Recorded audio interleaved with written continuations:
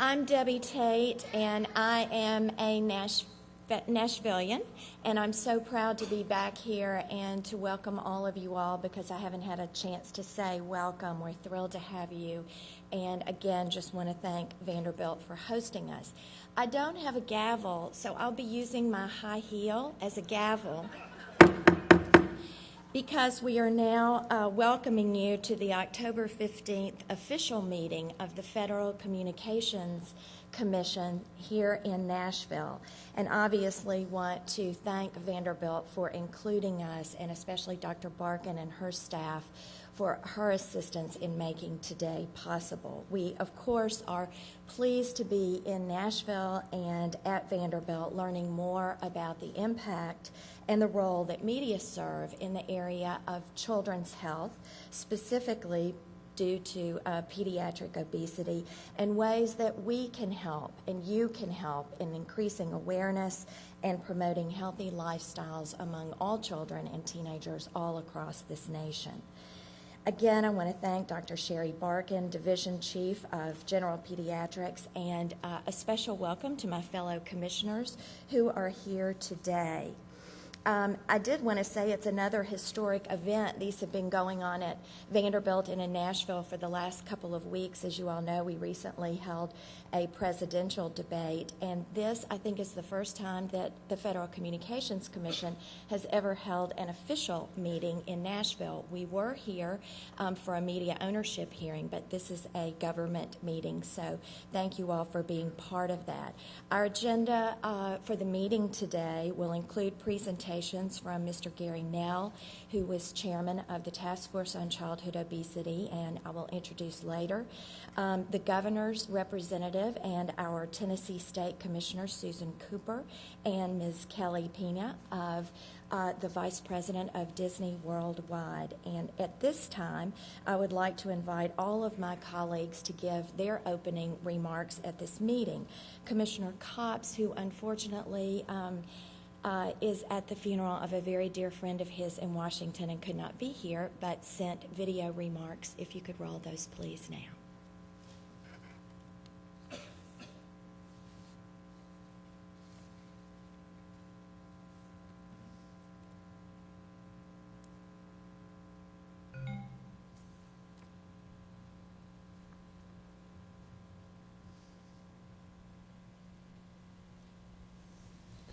Good day to everyone in Nashville, and thanks to the good folks at Vanderbilt University, and especially Dr. Sherry Barkin, for putting this event together. I'm wishing I could be there with you today, but the passing of a really close friend who I will be eulogizing today makes that impossible. But yours is an important gathering, and I do want to say just a few words. I promise to try to keep it short because I know what a tight schedule you're on today. If there's one thing I hope we can all agree on now, it's that childhood obesity represents a significant public health threat. The real question then is not whether we have a problem, but what we should do about it. While there are many factors that contribute to the problem, and surely parents play a major role, there's little doubt that the media play a major role as well. And that's why I was pleased to serve on the Task Force on Media and Childhood Obesity, along with my colleagues, Chairman Martin and Commissioner Tate. And let me single out Commissioner Tate, because without her, the task force would never have been launched and this meeting today would not be taking place. So I commend her for her leadership and for her deep and abiding commitment on this issue. I also want to thank Senators Harkin and Brownback for their leadership in creating the task force, and my friend Gary Nell for his consummate skill, dedication, grace, and patience in leading it. I know he put everything he had into this effort. My hope was that this public-private partnership would develop sufficient momentum to make a real difference. But I think many of us agree that the results have been decidedly mixed. Some media companies made significant voluntary commitments, others just did not. And no agreement was reached on the key issues of defining healthy versus unhealthy foods, or limiting the amount of unhealthy food advertising during children's programs. In short, not enough progress was made to justify the hopes that accompanied the task force's launch or the hard work Gary and many others put into this. We had the opportunity to make a huge difference, but we just didn't make it. So now the question is, where do we go from here? I believe the time has come for the FCC to open a formal proceeding to examine these issues under the Children's Television Act and under our general public interest authority. Some of us indicated at the outset that if not enough progress was made with the process we had, something else would need to be done. Now is the time for that something else. I don't underestimate the complexity of such a proceeding. In particular, I recognize the important role that advertising plays in our commercial television system, and certainly none of us wants to jeopardize the development of high-quality children's programming. But this commission has a fundamental obligation to ensure that the public airwaves are used in a manner that serves the public interest. Simply because this job may be difficult is no excuse for shirking it. I also recognize that this is an extremely busy time at the FCC, especially with the DTV transition only 125 short days away. That effort clearly has to take priority. But hopefully we can begin looking at these issues as quickly as possible, shortly after the DTV transition, if not before. You know, an FCC proceeding is not a substitute for private sector, public sector cooperation. Hopefully it can be an impetus to that cooperation, making the issue a clear commission priority and putting it on a pathway to resolution. A proceeding will bring more players into the dialogue, open the way to more creative thinking, and hopefully put our media, all our media, to work making progress against a serious public health problem. So my hope is that many of you gathered in Nashville today will continue working with us in this problem and coming up with solutions that work for all of us, especially our kids and grandkids. This is one of those great challenges that certainly government cannot resolve alone, nor apparently can the private sector either. In these circumstances, we have no sound choice but to work together. Our kids deserve no less. So thank you for being there today, for continuing to focus on this challenge, for helping educate the rest of us, and for joining together in leading us toward a better and a healthier future. I'm sorry that Commissioner Copps isn't here. Obviously, you can see how committed he is, and we all are. I wanted to take a moment to say that I wanted to apologize to those people who may have come here today thinking that there was going to be an official item or agenda on our docket to vote, and that was removed. So thank you all for being here. I hope you all will join us in this fight against childhood obesity as well. And with that said, I want to welcome again my two colleagues who are here and thank them for their support, not just on this issue, but on many others that affect children and families. Commissioner Jonathan Adelstein.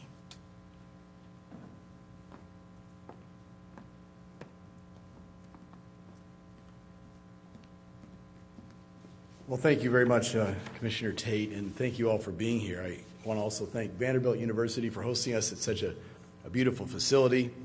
This is an important forum and an important leadership institution in battling this plague that we are facing. And of course, to all of our outstanding speakers, we have so many of the experts here who have been the leaders in this field, and the firepower we have in this room has made a difference and will make a difference, including the work that you've done on our task force, the work that you've done in scholarship and in leading the effort to make this happen. Most of all, I want to thank my colleague and friend, Commissioner Tate, our acting chair today, with the HEAL. That's a good way to bring us all together, bring this issue to HEAL. And she really did bring us together to address this problem. This is a tribute to her and her strong advocacy for American families, for American children. As a parent with young children myself, I certainly appreciate her relentless advocacy and tenacity in working to promote the well-being of American families. And she has repeatedly put the spotlight on the health, wellness, and safety of children. And today's event is really a culmination of her hard work and passion for this cause. So thanks, Debbie, for hosting us and for all you do for our kids. I'd also like to add a note about the low-power television issue, which was supposed to be on today's agenda, which was dropped at the last minute. I know some of you came here thinking that there was going to be a hearing. As I understand it, we were never told internally this, but I understand that there was going to be a major event today, this morning, that would be running at this time that would have addressed the issue of great importance of low-power television. I think it's important that we're focusing, as we are, on childhood obesity, which is a real and present danger to our children. I think it's unfortunate that a lot of people were led to believe that they were going to be participating in another event here today, that at the very last minute, after many of them already had gone through the time and expense of coming out to Nashville, that it, in fact, wasn't going to happen. And this, they weren't apparently told until yesterday. They've told me, which is an unfortunate way to run the commission. And I'm sorry that that occurred. It's unfortunate, and it's not the way that the commission should be run. You know, as we've heard today from experts, food marketing on TV that really is targeted to children is one of the many factors contributing to childhood obesity. The facts show that a vast majority of food marketing to children is high in calories, it's high in salt and fat, and it's low in nutritional value. Studies show that TV advertising influences children's food and beverage preferences. Why else would marketers pay so much to athletes like Michael Phelps to push foods like Frosted Flakes? Matter of fact, here it is. Here's what we're talking about. There's Michael Phelps, and he has agreed. Now, he's a hero to many of us. He's done so much. This is the Corn Flakes box, but he has agreed to put his image on Frosted Flakes. And those of us who are parents that are trying to keep their kids from eating junk food and are constantly running up against resistance from them, it doesn't help when you run into somebody like this using his status as an American hero to say it's okay to eat Frosted Flakes, it's okay to eat high sugar foods. As a matter of fact, look at me. I'm a great world-class athlete, and I eat this stuff. Well, if you burn 12,000 calories a day, kids, you can eat that too. But in the meantime, I suggest that he would be better served doing something else. But it's not really about one person selling out for the top dollar and selling out all of the great things that he did and all of the power that he had to do something positive for a force that's causing major problems for our children, as we heard today. It's about the whole tide that us parents go up against. I mean, those of us who try to stop our kids are running into a big headwind when a sports hero says it's good to eat something with that much sugar. And, you know, it's like we're running up against a torrent of this. And it's not the breakfast of champions that we knew growing up. In an age of hyper-commercialism, it's something that really is contributing to childhood obesity. Now, some companies, as Commissioner Kopp said, are doing a lot of good things. I see Susan Fox here. We know what Disney's done. Companies are taking a strong stand, but not enough of them have to really make the big difference that we need to make. So my hope today is that we decide to take solid stance to turn this epidemic around. It'll take a collective effort to help parents and children make healthier and better food choices.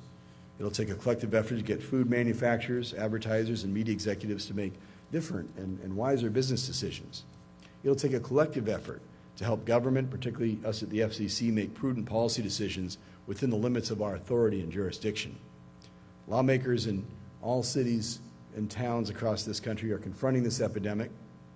We heard about Baltimore today. I've learned that the Baltimore City Council has a task force on childhood obesity, and they recently released a report talking about the role of local governments in improving the conditions of neighborhood parks and access to nutritious food for city residents, and to creating health zones surrounding targeted neighborhood schools and engaging the entire neighborhood to be healthier, and to ban the use of trans fats in restaurants. And here's a city taking leadership. We need to do that at the federal level as well.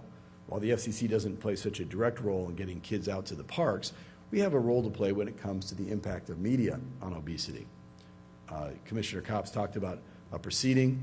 I think we need to step up to the plate and act where we have the authority. For example, in addressing the use of interactive ads on television or host selling during children's programming, or the sometimes misleading sponsorship or integration of unhealthy foods into programming intended for children.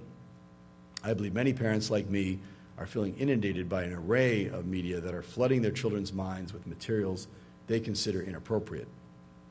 Too many parents feel like they're losing control.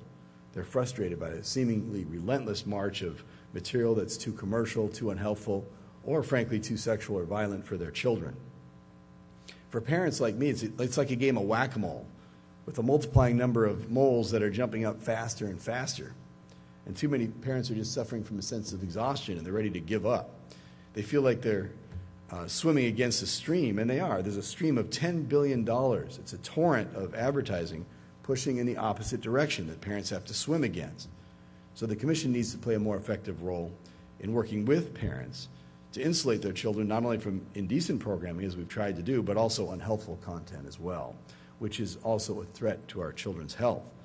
We need to establish a more active working partnership with all of you, the leaders here, and the producers and distributors of content, some of you whom have come here today, that will serve the best interest of our kids.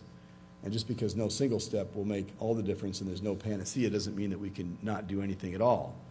To begin with, we need to encourage more positive children's programming, like free quality children's programming offered by public broadcasters. You see Gary Nels here today. We appreciate everything you do, but you know that that requires more resources to produce, and we need to make sure that we step up to the plate there. The Commission can help by providing broadcasters with a clear set of guidelines to identify what constitutes educational content. We should also allocate resources to our staff bureaus to develop a nationwide campaign to inform U.S. households and parents about media literacy, healthy food choices, and parental controls in coordination with the broadcasting and cable industry, and request additional resources that are needed from Congress. And we need to act quickly on the 2004 further notice of proposed rulemaking on how to implement sensible restrictions on interactive ads targeting kids. We tentatively concluded then that interactive ads targeting children should be banned. With the growing convergence of TV and the internet, we need to set the rules before interactive advertising becomes an established business model. So just because there's no easy answers doesn't mean that we can't continue to fight and make it happen. Our task before us is enormous. We're hearing eloquent pleas today that our children are under assault and need our protection. And we won't have met our responsibility as adults if we don't act on those warnings. Our kids need our focus and our action now. That's why I'm so glad that you all came here together, that Debbie Tate brought us together. So thank you for joining us in this cause, and thank you, Madam Chair, for pulling this together. Thank you, Commissioner Adelstein. I did want to say that I'm sorry that Chairman Martin at the last minute wasn't able to join us, but he does have a staff member, Penny Nance. Penny, would you just wave or stand up? We appreciate her being here so much. Commissioner McDowell? I just added up in my head that when Jonathan said that about having young children, I think that between us, the FCC has about 16 children and grandchildren. So you all have people who really care and are very committed, as is Commissioner McDowell. Thank you, Madam Chair. And I may look like one of those with the grandchild, but I actually have an 18-month-old. I'm 45 years old, and yes, I have an 18-month-old. But I think you've made FCC history today, by the way. This has got to be the first FCC meeting gavelled to session by a pump and by a high heel. So congratulations with that. And Jonathan Adelstein and I had a little conspiracy, actually, which he and I frequently have little conspiracies, but where normally, if Chairman Martin can't show up, the next most senior member of the FCC becomes the chair, and usually that falls to Commissioner Copps, and the next most senior would be Commissioner Adelstein. And we had a little conspiracy to say, no, Debbie really should be the chair for this event today. She has been such a tireless and wonderful, prolific advocate on this issue, and has done a fantastic job of raising awareness at the public policy level and the consciousness of folks all over the country, really, whether it's industry or in education or certainly government at all levels. And we want to thank her for her service and continuing to do that. And I'm delighted that we, the three of us anyway, a quorum of the FCC can be here today. And I know all five of us are here in spirit. So thank you very, very much, Commissioner Tate, for everything you've done on this. And I do want to also mention, and I understand we're being webcast, so maybe folks back in Washington can hear this, but there were several folks from the low-power television community that the three of us met with individually, all within compliance of the Sunshine Act, if anyone from the Office of General Counsel is watching right now. But I am very, very sorry. I think it's shameful you all are here and somehow were encouraged to come here when, in fact, your item was not on the agenda for today. And as Commissioner Adelstein mentioned, we weren't quite sure exactly what the exact agenda would be for today, but this is the official October meeting of the FCC. So I do hope to relay their concerns back to Washington. And I think it's a terrible shame that they were encouraged to come here from all over the country, but there's nothing on the item or on the agenda for them. So I also want to thank the good folks here at Monroe Carell Jr. Children's Hospital at Vanderbilt, and Dr. Sherry Barkin, and your daughter, I presume, right here, and your Montessori class. So give yourselves a big hand. Yeah. My kids are Montessori students, or have been, or will be in the case of the 18-month-old. And it's terrific. I'm sorry we don't have any manipulatives for you today. Perhaps we could have brought apples or something. That might be in the ballpark. But thank you so much. It ends up that Dr. Barkin and I were at Duke University at the same time, even though she's much, much, much younger than I am. And that's terrific. We also have a good friend in common, a lifelong friend of mine, Dr. Reed Thompson, the director of brain cancer surgery here at Vanderbilt, and of course his lovely bride, Dr. Lorraine Ware, who's a very accomplished pulmonologist also here at Vanderbilt. And I got a wonderful tour from Dr. Thompson yesterday.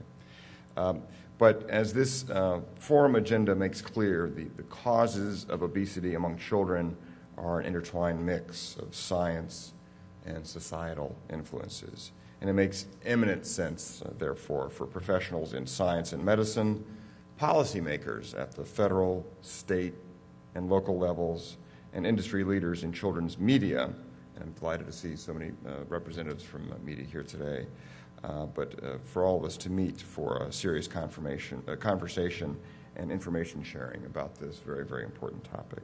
I'm very grateful to Vanderbilt for giving us this beautiful forum and a safe place to discuss openly these issues and share these ideas. And I hope this will allow us to move forward productively. One of the great things about being the most junior member of the FCC is I always go last, so I can incorporate by reference all the wonderful things my more senior members have said, and therefore truncate my remarks so that we have more time to hear from you all. So thank you all very much. I'll leave it at that, and on with the show.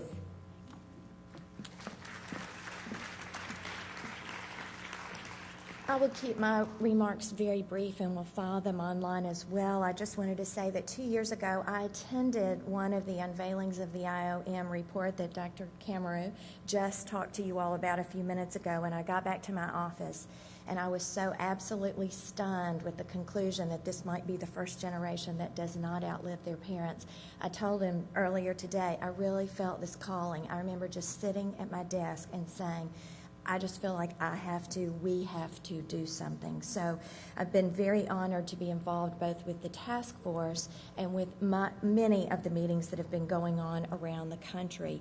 I thank Gary Nell, who I will introduce in just a moment, for his chairmanship of the task force, which did result in two really historic, and I know some of us see the glass half empty and some see the glass half full. I really saw two historic results that came out of our task force, and one was limiting, and you all will hear more about this later, licensed characters regarding advertising of unhealthy or healthy foods. We all know that it's hard to compete with Elmo or Cinderella, and so we were very pleased that a number of media companies, I think Disney was the very first, who said we will not use our licensed characters to market unhealthy foods anymore. The second thing that happened is that many of the companies are moving more toward balanced advertising. I know everybody in this room wishes that there would be no advertising for unhealthy foods, but we really are calling on all the industry to try to make that more balanced. I know that many of the food and beverage companies are working hard. Someone mentioned the 100-calorie packs. There have been some really terrific gains.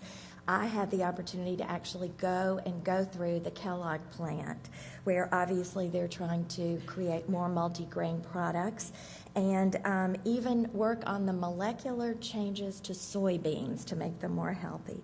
Another piece of very good news came from separately from the FCC and our work with the task force from CBB, which found that there are now 15 food companies who have announced food pledges. You all will be hearing about those later. And the report, a second report has come out saying that in the first 6 months of the program, industry participants are honoring their pledge obligations and helping to advance the balance in child-directed food and beverage advertising that is the program's entire goal. So in addition to the food and beverage companies that we've discussing, you will also hear shortly from a number of media companies that have taken very positive steps. Sesame Street, Disney, Discovery Kids, Nickelodeon, and the Cartoon Network have agreed, as I said, to ban their characters' use for unhealthy foods. Civic and community groups are also getting involved. Just this week, the Junior League, the International Junior League, and I see Barbara in the audience, their campaign, Kids in the Kitchen, was honored with the prestigious Summit Award, the American Society of Association Executives' highest award for associations that implement innovative community-based programs. 1,400 YMCAs hosted a Healthy Kids Day all across this country.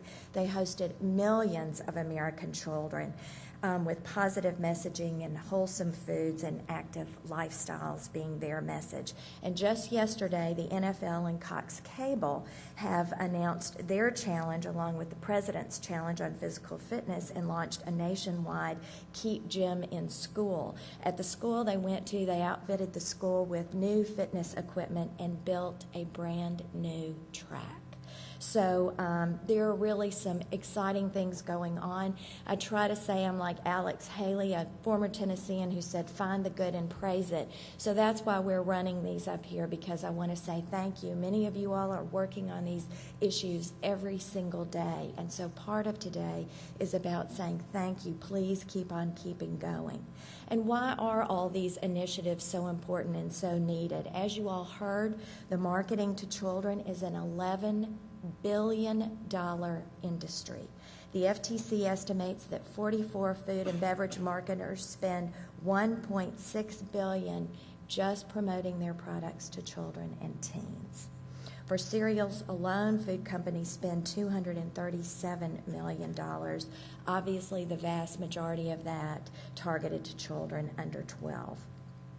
And obviously, they spend more money on TV. You heard all of those stats about TV watching today. More time than they spend in school, and certainly a lot more time than they spend with us as their parents. But we have much more to do, and so today is part of that. I want to conclude my remarks with a special thanks to Gary Nell. Sesame Street has done so much, not just on this issue, but for children in, I believe, 130, you'll hear, nations around the world, and that we are making real progress. You heard from Common Sense Media that Jim Steyer has termed the television the other parent, and today we certainly have learned that. The steps that have been made are just that. They're first steps, and they're steps. We need to keep moving forward. Some countries, as you all may know, most notably the UK, have adopted regulations that ban advertising to children. Congress has held hearings in Washington on this subject.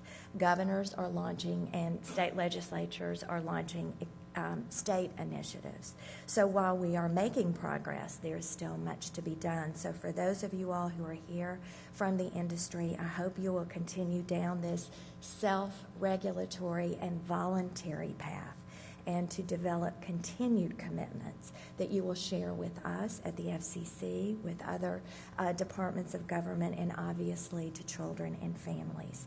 10 million of our children are depending on you. Thank you. Let me now move quickly and introduce Mr. Gary Nell. It would take me half a day to do that, but he is the CEO of Sesame Workshop, and he will share more about that with you. More Emmys than any other television program in history. Sesame Street, as I said, has a global mission. It's absolutely unbelievable. I'm sure he'll talk about that, from Africa to India to Egypt, all around the world. Previously, he has had a number of jobs throughout the industry, publishing in Bangkok, Hong Kong, and Singapore. He's been the vice president and general counsel at Channel 13 in New York, and just goes on and on. I want to tell you that while Gary has been here, he's also been meeting with researchers and doctors all across the Vanderbilt campus. And so I've seen him in action and at work. Personally, he is so committed to all these issues affecting our children and how to take television and use it for positive messaging. So with that, Gary, thank you.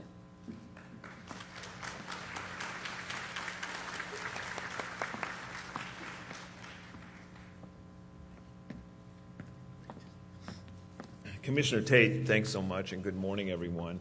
I'm really glad that the chairman is moving over to the other side, because I don't want to get hit with that shoe, you know, if I run too long. And hats off to you kids here. I know this is probably not the most exciting presentation you've ever lived through, but hopefully we'll pick it up a little bit with Elmo now. Let's see what we can do. I can tell the adults in the audience that I sometimes have an interesting job.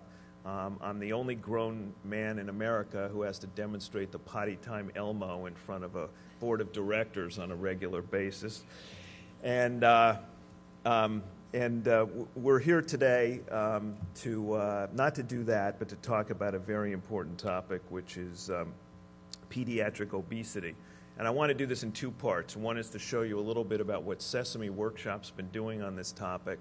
Not to say that we are the only ones doing important things. A number of my colleagues are here who are doing terrific things to try to work together to tackle, as Dr. Barkin pointed out, this community effort that has to happen collectively.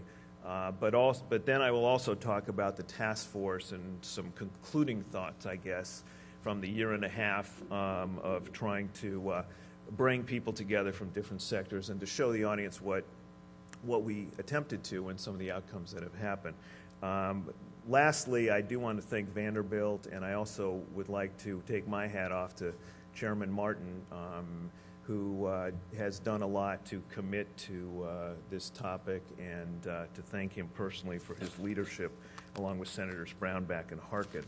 No one has taken this issue up more aggressively and more emotionally, I think, than Commissioner Tate. And so much has been said about her already. But from the moment she got to Washington, those of you from Tennessee will be glad to know that she took this issue up and immediately really used her office as a bully pulpit to try to bring people together around this important topic. And I think that's so much about what leadership in Washington needs, and I can't say enough good things about Commissioner Tate and what she's done on this topic, so thank you.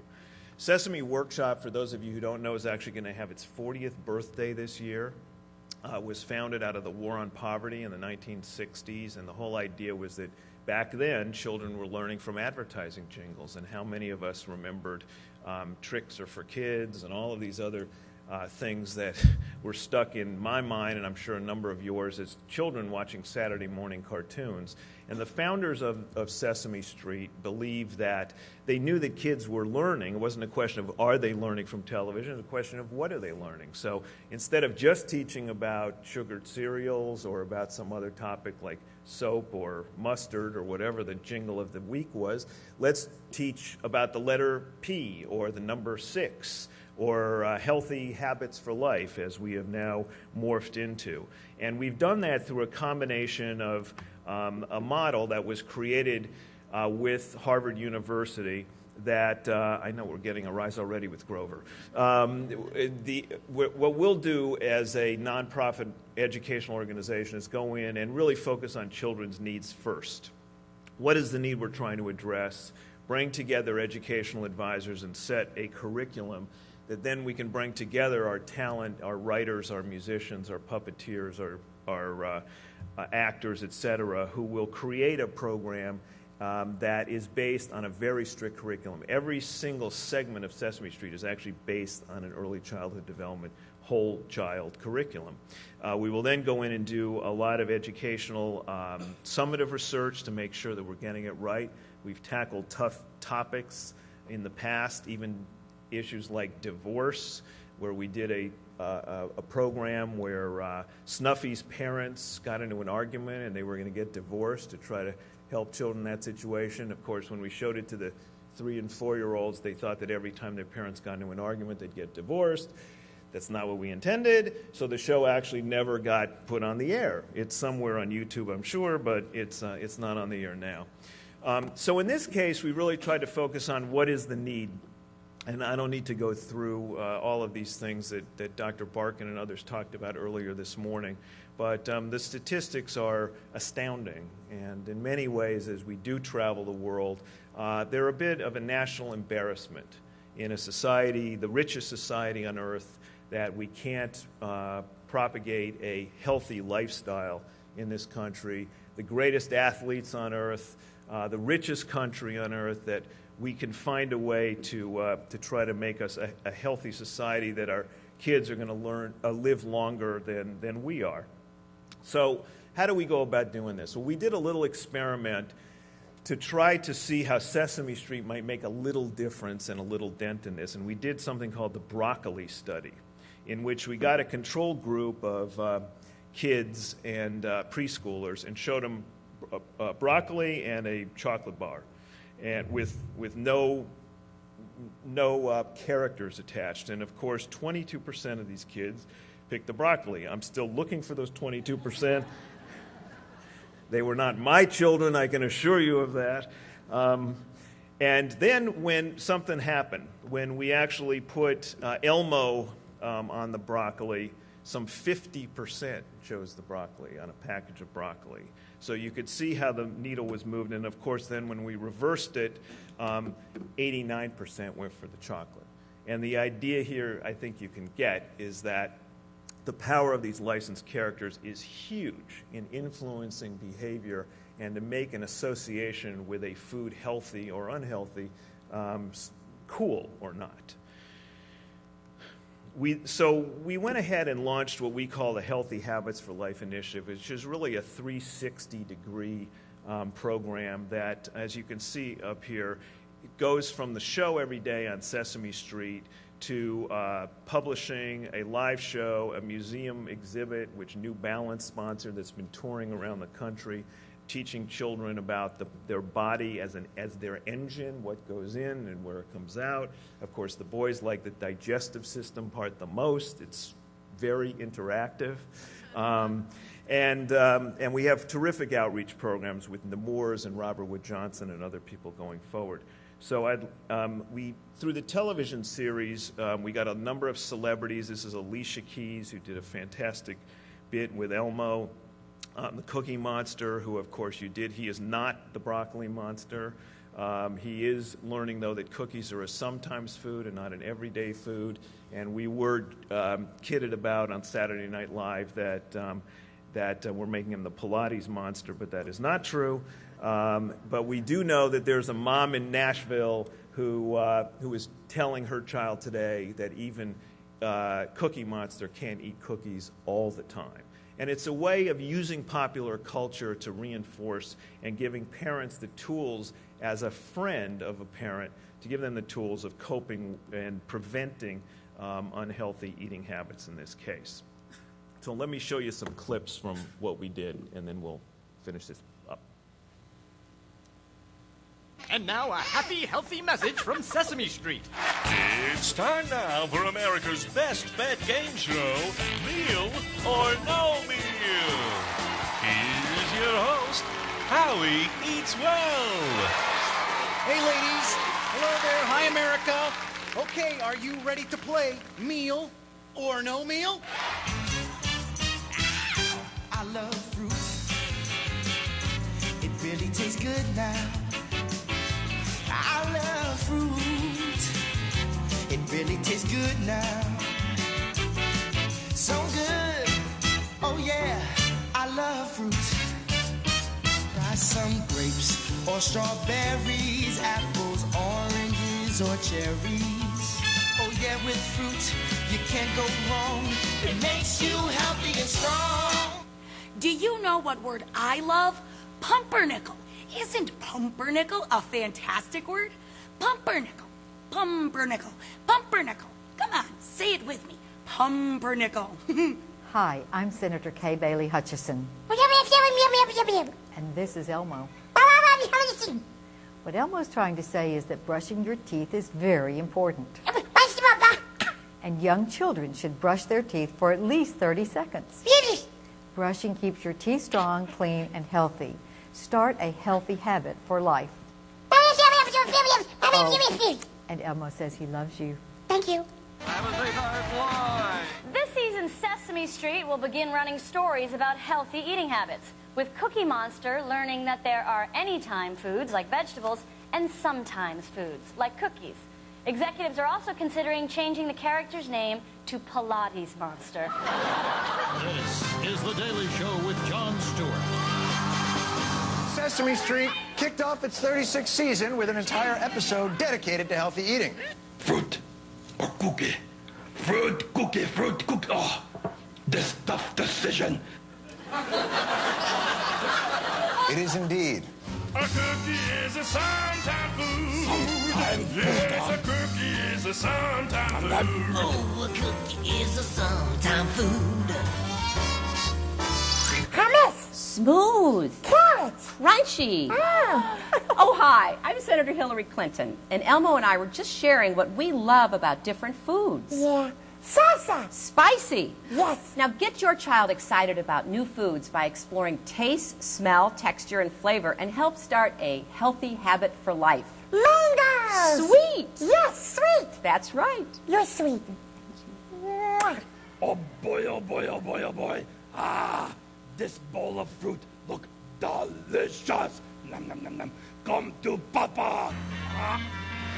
We interrupt this program with important breaking news. What that music? We go now to our reporter in the field, Matt Lauer. Hi, everyone. I'm Matt Lauer reporting live from Sesame Street. Hey, where'd this guy come from? This may look like an ordinary street on an ordinary day, but what's happened here is anything but ordinary. Cookie Monster has given up cookies.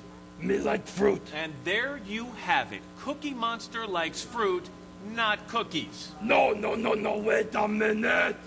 No, no, no, no. You members of media blow story way out of proportion. I'll tell you, folks, who I blame for the tragic abandonment of the cookie by our youth. Cookie Monster. Cookie Monster! We want to set records straight. We love cookies. Yeah. How are we going to find out anything about vegetables? Did somebody say vegetables? Oh. We are the vegetables, the vegetables, the vegetables. We are the vegetables and we're so good for you. We are the vegetables, the vegetables, the vegetables. We are the vegetables and we are tasty too. Wow. What are the odds of that happening? I don't know. Thanks, singing vegetables. You're welcome. You know, moving your body is a great way to stay healthy and strong. Yeah, I don't have to move your body. Yeah, you can move it fast. Or you can move it slow. I was moving slow. Slow. It doesn't matter how you do it. Just get up and move your body. Yeah. Go, Elmo. Go, Elmo. Go, Elmo. Healthy food. Boy, it tastes so good. Me one healthy dude. Cause me eat healthy food. Me love it.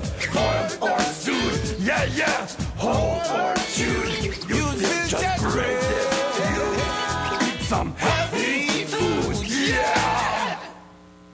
Okay, so You came to Vanderbilt, you saw Cookie Monster with blue dreadlocks, right?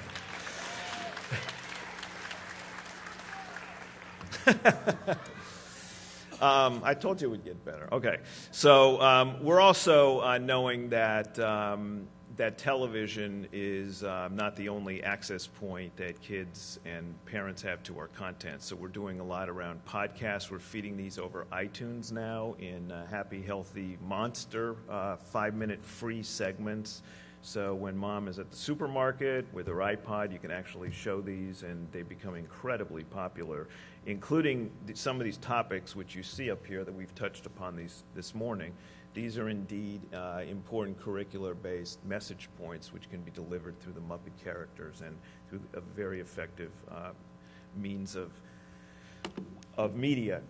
We've also done a lot of work online, and on our website we have a whole Helping Children Develop Healthy Habits Through Fun and Play, which can be downloaded. Publishing and home video through a series of books and magazines and posters as videos as well.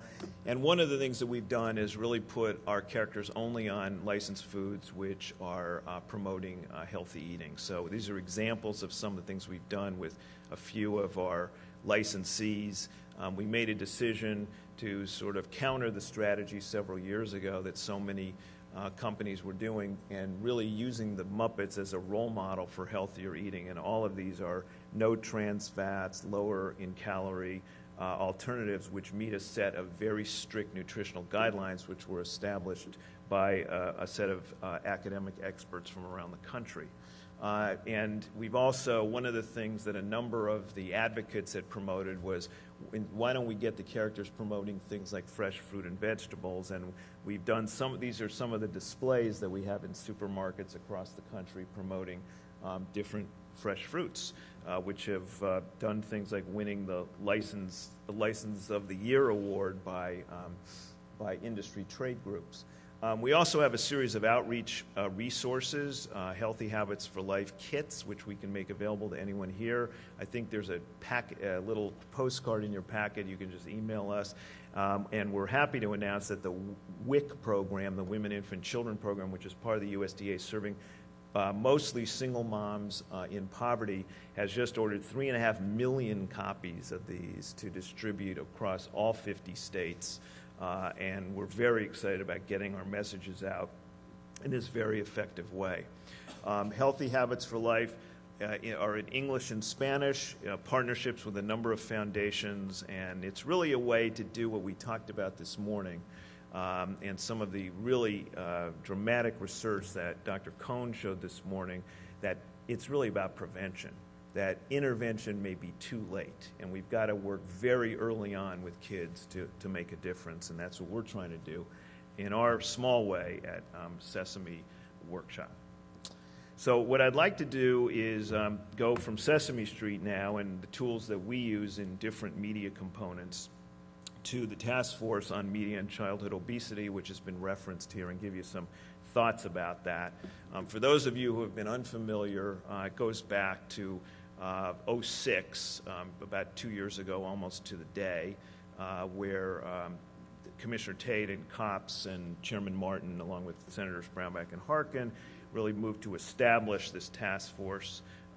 We were requested to serve, or forcibly volunteered, I guess, to leading the effort, which we were happy to do. And we started bringing folks together in March of that year from different industries to come together. The charge, of course, being that we could collaborate, understanding the deep issues around childhood obesity and the complexity of these, that if we could bring industry groups from food and advertising and marketing and media companies together with public health advocates and children's advocates in general, there may be a way to create a set of voluntary steps that indeed could make a big dent in the problem. We understand the complexity of the obesity issue, which we heard about this morning. Media plays one small role in that, or maybe a large role, but certainly not the only role. So we tried to keep that into perspective here, but we did take this very seriously as a charge to see if we could take voluntary steps to make that happen.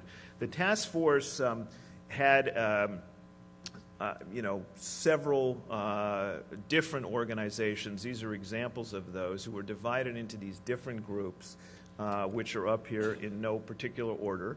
But these were the representative groups. There were some folks who probably should have been at the table who weren't, and I won't say that there were some people at the table who maybe could have, maybe not, weren't quite as helpful as they could have been, but that's the nature of democracy. So we jointly examined a few facts about the fact that more than 9 million kids and youth are obese, another 15% are at risk, and some of the Institute of Medicine statistics that were going on. We had the Institute of Medicine folks present these findings along with Vicki Rideout from the Kaiser Family Foundation, who presented a lot of the findings about the preponderance of food advertising on television for kids and on interactive platforms as well. And we set forth a process which went on in 2007 where we first created an inventory of all the initiatives that were going on, and there were many at different companies. We examined and proposed possible voluntary action steps. I did a little bit of a high school social kind of experiment in which we mixed the groups around so that the media companies were not only talking to themselves, but they were talking to public health organizations, and the advocates were not only talking to themselves, but they had to deal with the food companies. And I think that alone was something unique to Washington a little bit, in that we sort of forced a dialogue between industry groups as well as advocacy groups who too often are polarized on too many issues. And in this case, we actually had a bipartisan Senate mandate and a bipartisan mandate from the FCC commissioners to make something happen. And I think the polarity between the advocacy groups and the industry groups was pretty thick in the beginning, and I think we broke some of that down through this process.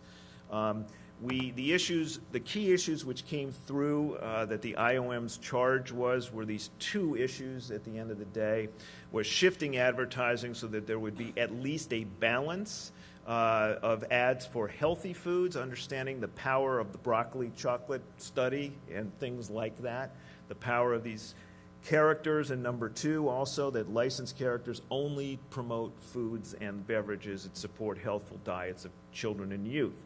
And how many movie promotions have you seen through the years that are promoting unhealthy foods? And as Commissioner Adelstein showed this morning, a cereal box with the nation's #1 athlete. Those are very powerful messages to children, and the nag factor that every parent has experienced in the supermarket shelf cannot be underestimated. So these are incredibly powerful tools and powerful messages. During the course of the task force, several important public announcements were made, and they included the Council for Better Business Bureau's Children's Food and Beverage Advertising Initiative. Elaine Kolish is here. Elaine, that is really a mouthful. The CBBB initiative, which brought together a number of the major food companies, now 15, I believe, who have pledged to make fairly major commitments around getting better for you products to children under 12 and not advertising anything that doesn't meet these certain nutritional guidelines. And Elaine, who has a very impressive career in law with the Federal Trade Commission, was hired to come in and supervise this program. So I know the food companies are taking this issue very seriously. And there was also major pledges with help from the President Clinton's foundation to try to limit food and beverage availability in schools across the country, which was part of this as well. The media companies stepped up, and the Walt Disney Company, as was mentioned earlier, has done a terrific job of really stepping up, not only on their air, but in their theme parks, which they are the largest theme park operator in the world. And I saw, Susan, some statistic. I think they're also, you guys are in the top 10 food providers in the country, which is really amazing. And the fact that they've done so much I wanted to do a special call out to them. And what was terrific in this is that Viacom, Time Warner, and Discovery in the process who are really the major players for children's television in this country, along with PBS, but the three big commercial players being Disney and Cartoon Network and Nickelodeon all made commitments during this process to do something about this. And that was a huge development that we really did not have when this task force was started some 12 months earlier.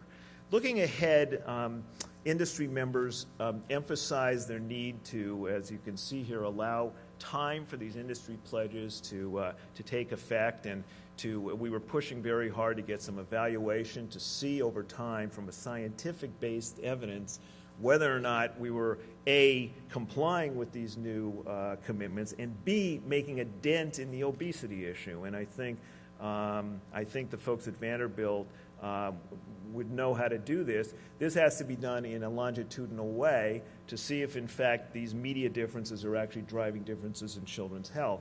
We still need to do this, and there needs to be resources made available, whether it's through the Institute of Medicine or whether it's through the CDC or some entity. This is a big issue that the next Congress needs to take on, and we're hopeful that Harkin and Brownback will do that in the Senate. It's a very important part of this effort has to be a research component for public health. And I think the public health and advocacy leaders came out of this somewhat encouraged that industry was stepping up and doing things, but I think there was also a frustration at the end of the day that there was not a uniform nutrition standard. Some standards were very strict, and others I think they felt were much looser, and therefore it was impossible to sort of gauge the effectiveness of these going forward. And that's something I know that came up in the hearing Senators Harkin and Brownback held a couple of weeks ago in Washington in the Senate Appropriations Committee that they are committed to taking up, as Commissioner Copps mentioned on the tape, in the next Congress. So getting a uniform nutrition standard, right now there are dozens of nutrition standards at different federal agencies. Bringing these together in some place is something that will be, it is possible. It's very complicated. We have antitrust rules in this country. There's all kinds of other issues which we've got to look at, but it's something I know that the advocates will be pushing on. And then the broadcasters, or what I call broadcasters, throwback, sorry, the media providers really are being asked also to play more of a gatekeeping role.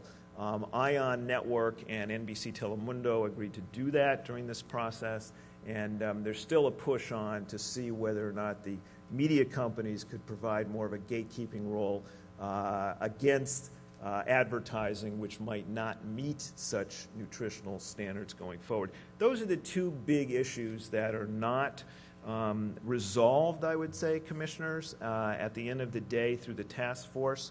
So I think we did find through the Senate hearing and through some of the things you've heard this morning from the commissioners and what the senators talked about, that there is still more work to be done. We need to have meaningful nutrition-based standards for advertising for kids under 12. And at the end of the day, we all need to remind ourselves, whether we are public officials, such as the terrific people who are here in this room today, or U.S. senators, or physicians, or media companies, or food companies, or advertisers, that this is really about the future of our country, and it is these kids and the future that they will be inheriting from us. And I can think of nothing more important to leave to them but a healthy environment that encourages them to grow up to be healthy adults and make the world a better place in the process. That's the future of America, and I was pleased to help lead this effort, and I look forward to continuing for many years on this cause, which we will continue. Thanks so much.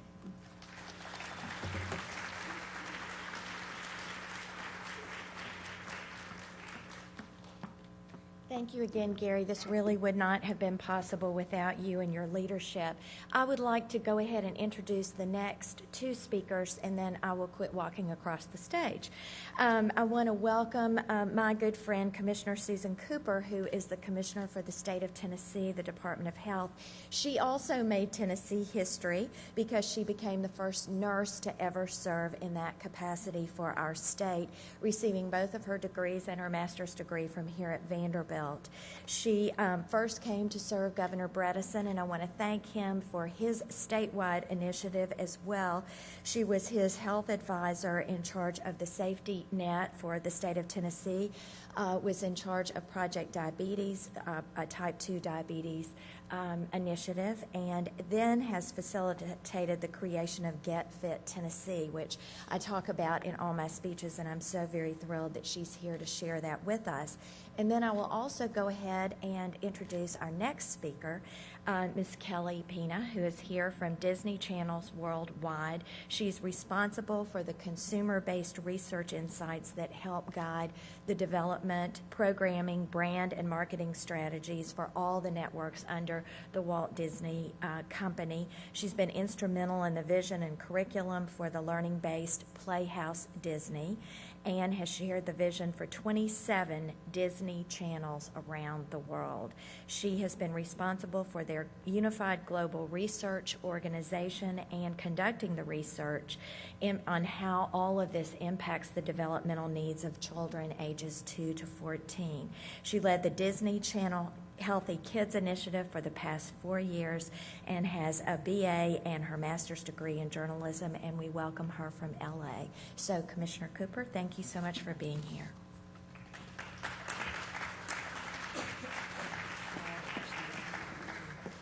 Well, I'm not really sure whether I am your friend or not to put a governmental health commissioner in between Sesame Street and Disney. So I don't know what you expect from us today, but we'll try to keep it at least somewhat entertaining.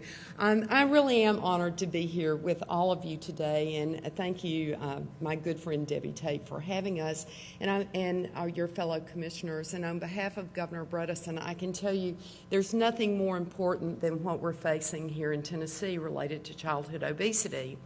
My task today is to try to respond to the Institute of Medicine's recommendations for coordinated governmental leadership, and so we're going to frame that under our Get Fit Tennessee initiative. And I will tell you, it's not just important to me as a health commissioner, because my job is to protect, promote, and improve the health and the lives of everyone who lives in or works in or passes through the state of Tennessee. It's important to me on a personal level because as a mother of 3 and a grandmother of 3, I don't want to look at my 3 grandbabies and say, gee, I'm sorry, Rob, you're it. You know, if 1 in 3 of you are going to develop type 2 diabetes, this is what your life is going to look like.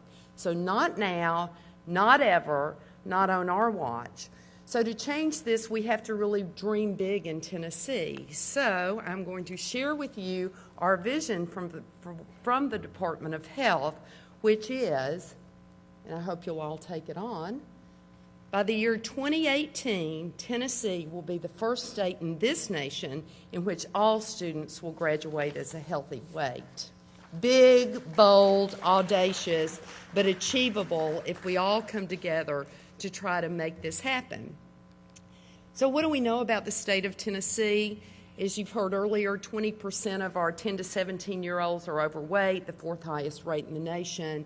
Through our first round of BMI screening through our coordinated school health programs, we found that 24% of our students are overweight, 18% are at risk of being overweight, 42% in total are either overweight or at risk, 50% normal weight, and 2% underweight.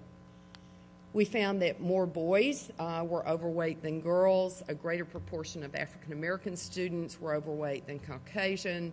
African American females had the highest proportion of overweight or being at risk for overweight. Caucasian females had the lowest proportion of overweight. And the only age group with combined proportion of overweight or at risk, less than 40%, were students under the age of 7. So we've really got our work cut out for us. I would say that this data, as compelling as it is, still probably underestimates the problems that we're facing in Tennessee because the African American population was underrepresented in this sample. So we do have our work cut out for us. So how in the world is the state of Tennessee going to confront this? Well, we try to do it every single day, and I'm going to talk about some of our good partners and then share with you some of our innovative programs. The Institute of Medicine said that state and local government should establish an interdepartmental task force and coordinate with federal and state efforts. Certainly, we want to apply for nutrition and physical activity grants, and I'm going to speak to that. Expand and promote opportunities for physical activity in the community, and I will tell you, we have danced the revolution and cha-cha slid from one side of the state to the other. But there's nothing like being a commissioner who does not sit in her office, because I will tell you, I have learned that this old body can move in a lot of different ways. And we're also trying to work with communities to support partnerships and networks that really expand the availability of and access to healthful foods. So our fundamental platform for each and every initiative that we have are pretty simple. Policies. Moving forward, every single policy that we have in this state should include a healthful component. So when we think about the Department of Health, when we hold our meetings, we only serve healthy food choices with appropriate portion size, and we hold them in smoke-free facilities, another one of our health initiatives. Programs, we want to continue utilizing and building the evidence base, not just the clinical preventive base, but the community preventive services base. Partnerships, there are never too many partnerships. I see good friends and colleagues here from the YMCA, the Boys and Girls Clubs, the faith-based communities, our community clinics, who have all come to the table to say, we're going to do this together. And innovate, innovate, innovate. And I hope that I can't compare to Elmo or the Cookie Monster, but I do have video, so we'll talk about that. For my friends in education here, when we talk about what's happening in our schools, we're very pleased that Tennessee was the first state in the nation not to mandate coordinated school health for each and every system in our state, but we were the first state in this nation to fully fund it at $16 million recurring each and every year going forward.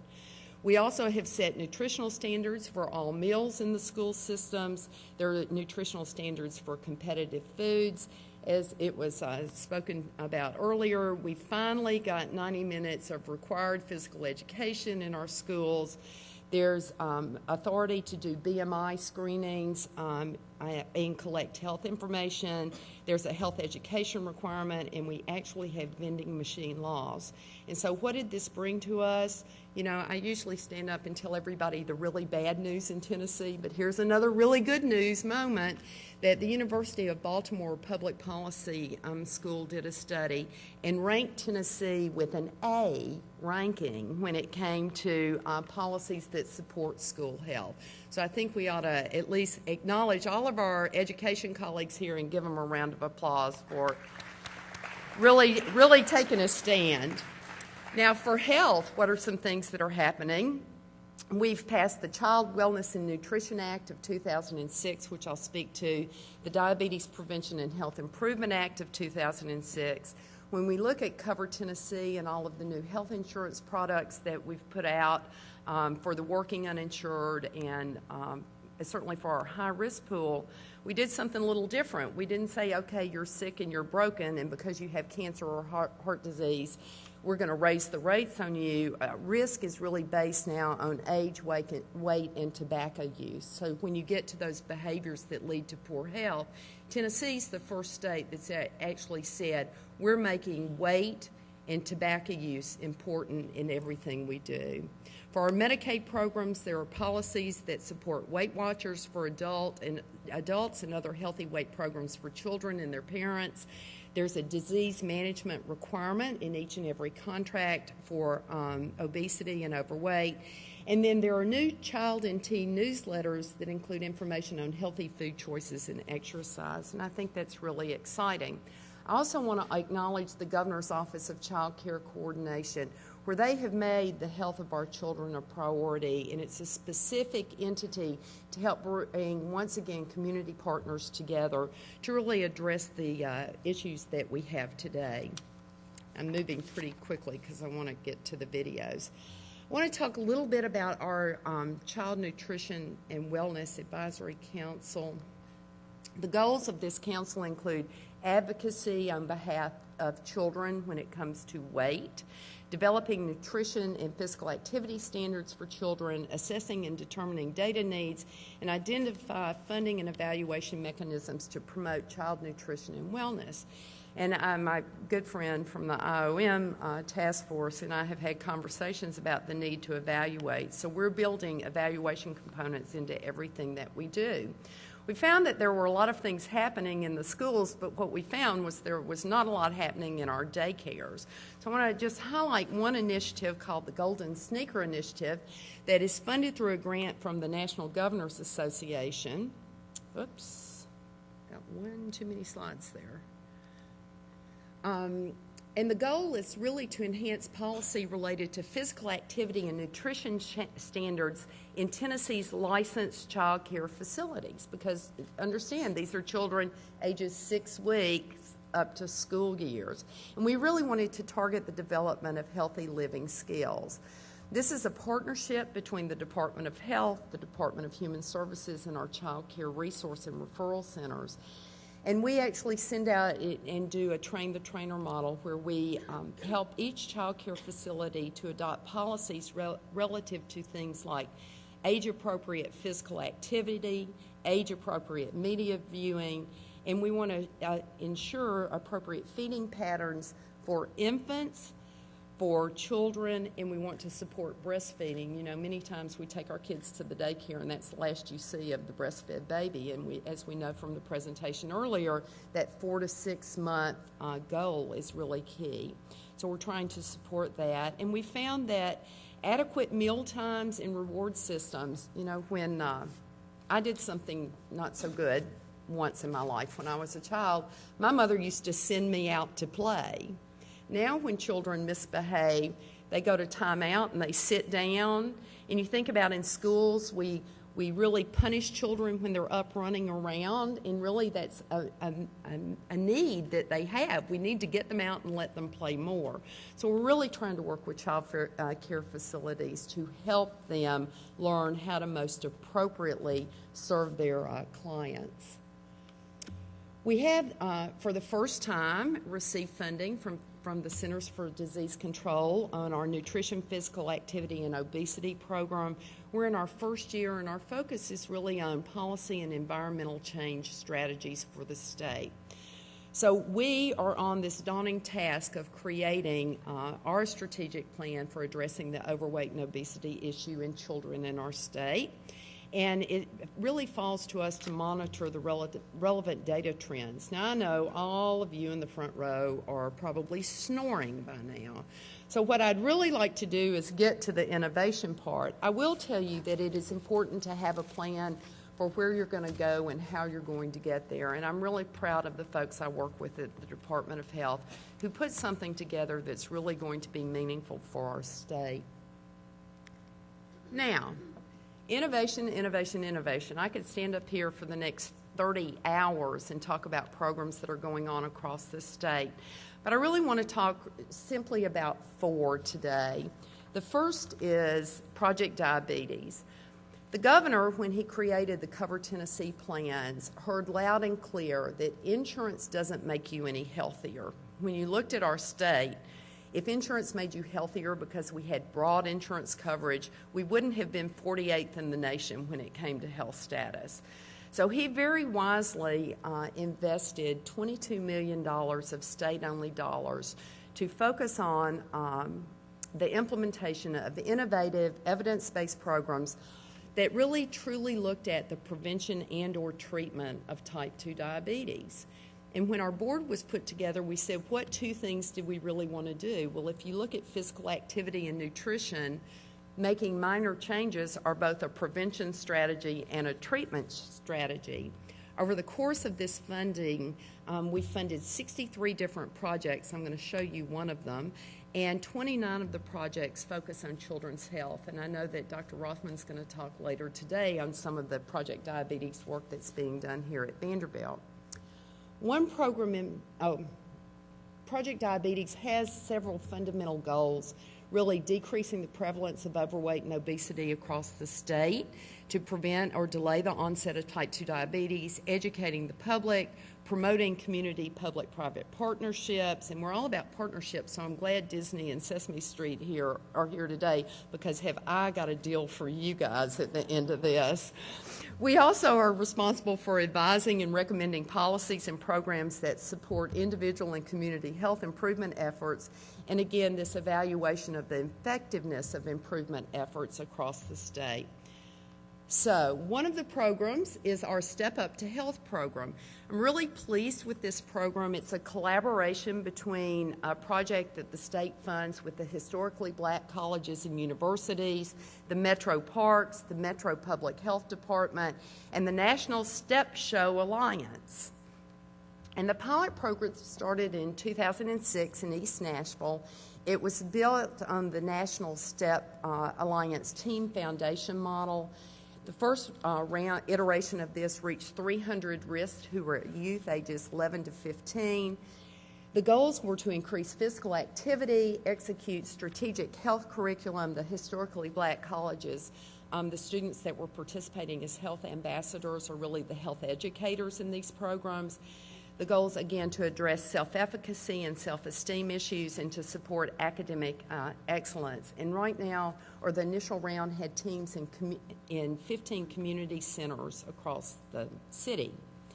Well, how many of y'all know what stepping is? Well, that's good. That's more than I thought, so that's great.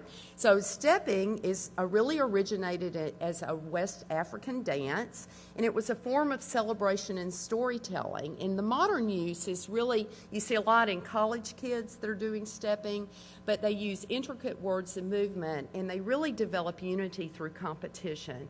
And for this program, the goal was to use this to create aerobic physical activity moments and to develop team concept and discipline. So here we go, an example.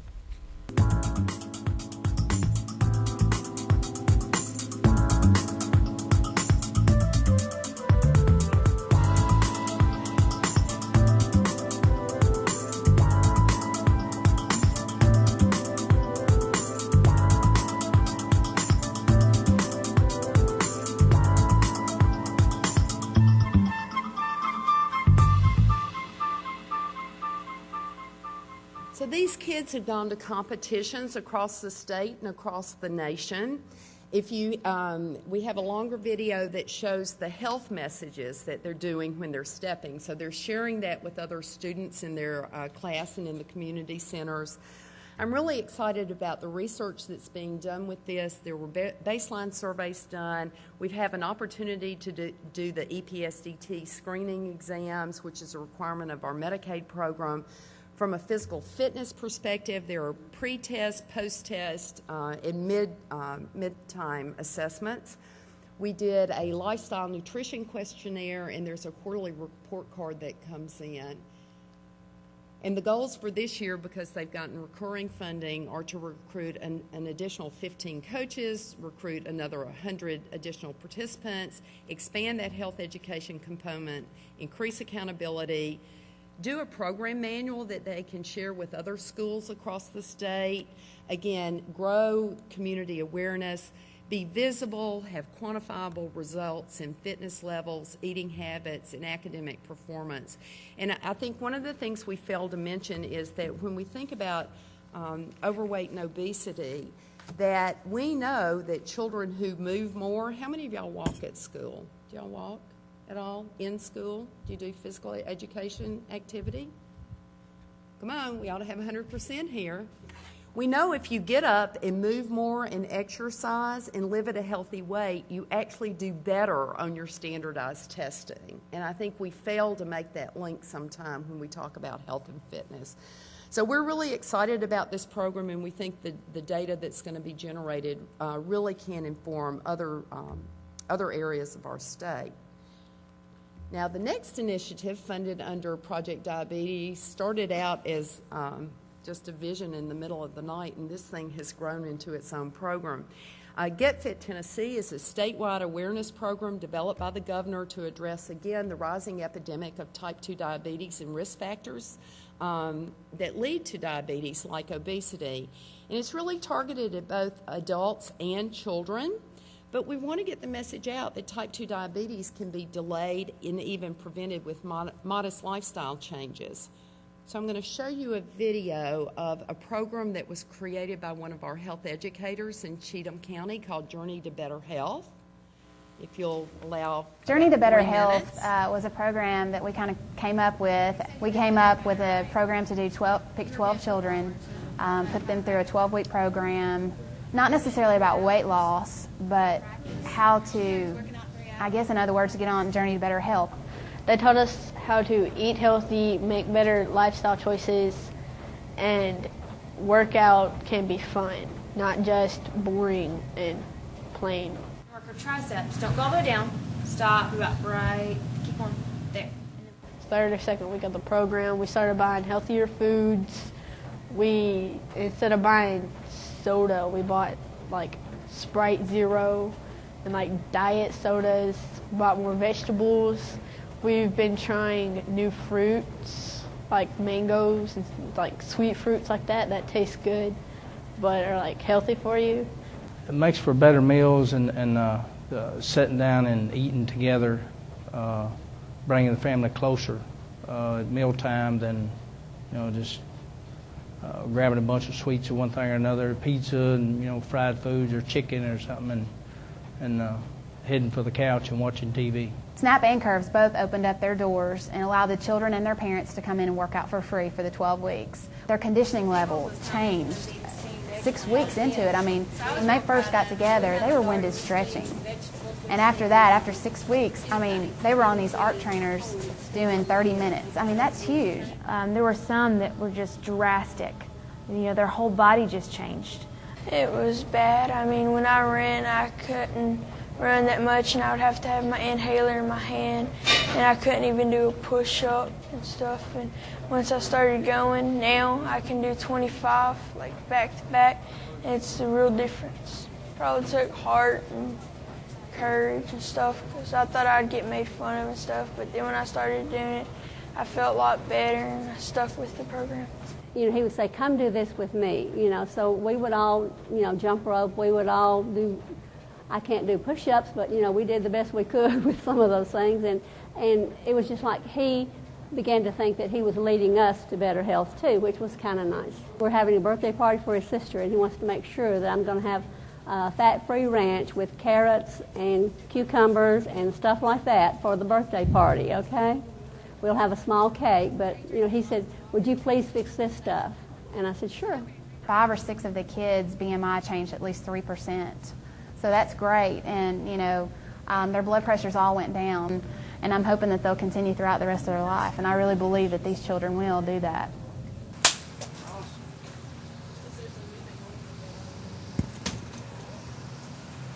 Did you hear him say, I felt better about myself?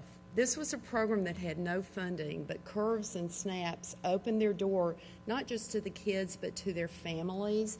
And the woman, the grandmother who spoke about the son, when we filmed this, told us that she had lost 75 pounds as a result of the work that this child had helped her do. So small changes, folks. This is about caring enough to make the changes that make a difference. We've put together a website. We decided that if the state was going to say you need to be fit and healthy, we wanted to put free tools in the hands of anybody in this state. So our Get Fit Tennessee website has some really great and fun fitness and nutrition tools on there. We have a place where anybody in this state, whether you're a school, a family, a work site, can create a fitness competition, and you can measure your results. You'll see that we have one. Since this is Child Health Week, we've created the Child Health Week Challenge. You can enter a classroom if you want to, and then see how folks are doing. It's built off the President's Physical Fitness Challenge, where you can get fitness points for about 100 different activities. We also actually beat the release of the report that says if you journal, you'll lose more weight than if you don't write down what you eat. So there's a free food journal that links to the USDA database. So if you want to see what that Egg McMuffin actually holds as a calorie count, it'll link to that and you can dump it into your food journal. We're really excited about this because when we think about healthcare providers, a lot of the folks that we serve don't have money to join a gym or to enroll in a fitness program. So we have folks that are now printing out their journals and taking it into their healthcare providers so they can make tweaks in what they're eating and how they're exercising. We're very proud about that. But again, it's free, www.getfittn.com. And what we found with Get Fit is that this is really about modeling behaviors. My goal is to stay out of my office as much as possible, traveling across the state. So we've been to more than, I can't tell you how many hundreds of community events that range from 40 to 5,000 participants. We've formed partnerships with schools, businesses, community and faith-based organizations, city and county governments, and other state agencies. We've learned that every moment is a teachable Get Fit moment. So here's your moment today as examples and modeling behavior. How many of you did your 30 minutes of regular physical activity this morning before you came to this conference? That's about what I get. Look, you say, raise your hands, raise them really high. That's unacceptable, folks. Let's change the question. How many of you are thinking about doing your 30 minutes of regular physical activity today? A few. All right, this ought to be 100%. How many of you are going to do your 30 minutes of regular physical activity today? All right, much better. Give yourselves a round of applause here. You know, how can we be expected to be role models for children when we're not willing to commit ourselves to doing this? We're in the most wonderful academic medical center in this nation, and we got maybe 15 hands to raise. Go under there. We're trying to also share the message that fitness can be fun, and as we've talked to people across the state, most folks want to do the right thing. They just don't know how to get started. It's unattainable, so it's really about starting where you are, and you've got to make the stories personal. Now, my next slide is one more. Oh, those are just pictures of everywhere, not everywhere, but a number of the places that we've been, and I'm really proud of all the folks that come out on their days off to do this. Now, the next thing we're going to show you is another innovation from the state. Part of my job working as a state health commissioner is not to think like a state. So one of the projects that we funded under Project Diabetes is an online physical education program. And it's called Go Try B or Go Tribe. And the Zoodoos are for grades 1 through 5. Tribe 180 is for grades 6 through 8, and Next Tribe are for grades 9 through 11. And I'm going to show you just a quick video clip of this. What if technology could help kids combat sedentary lifestyles instead of contributing to them?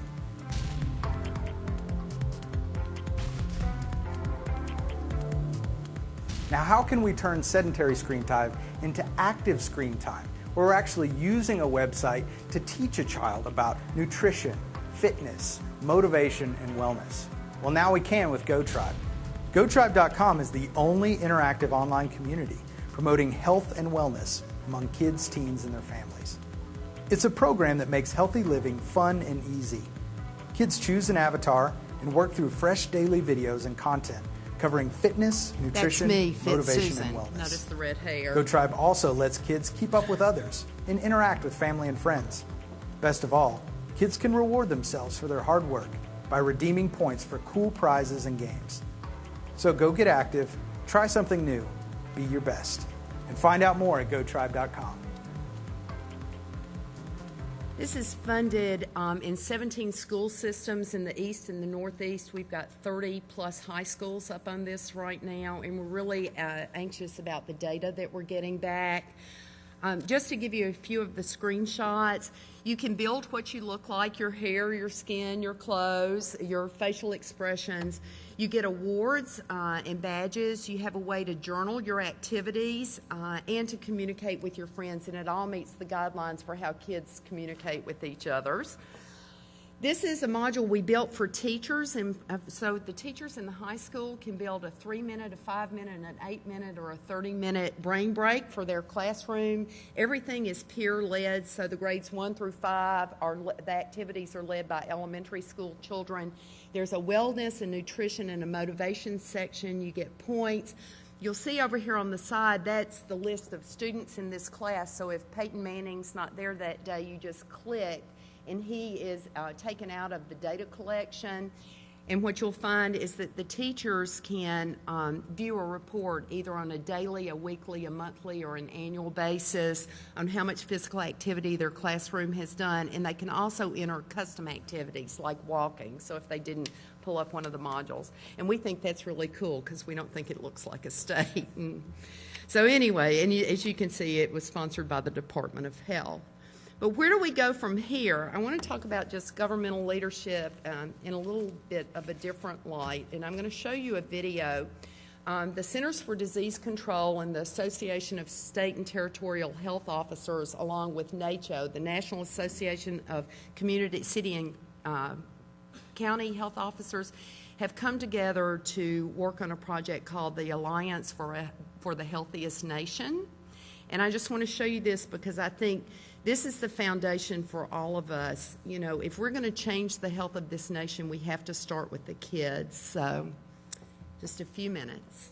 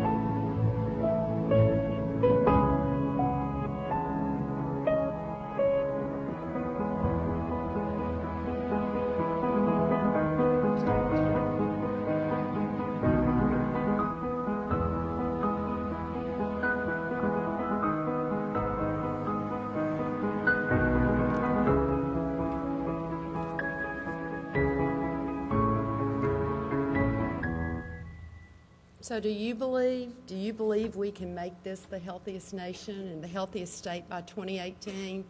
I do. You know, our work's really cut out for us.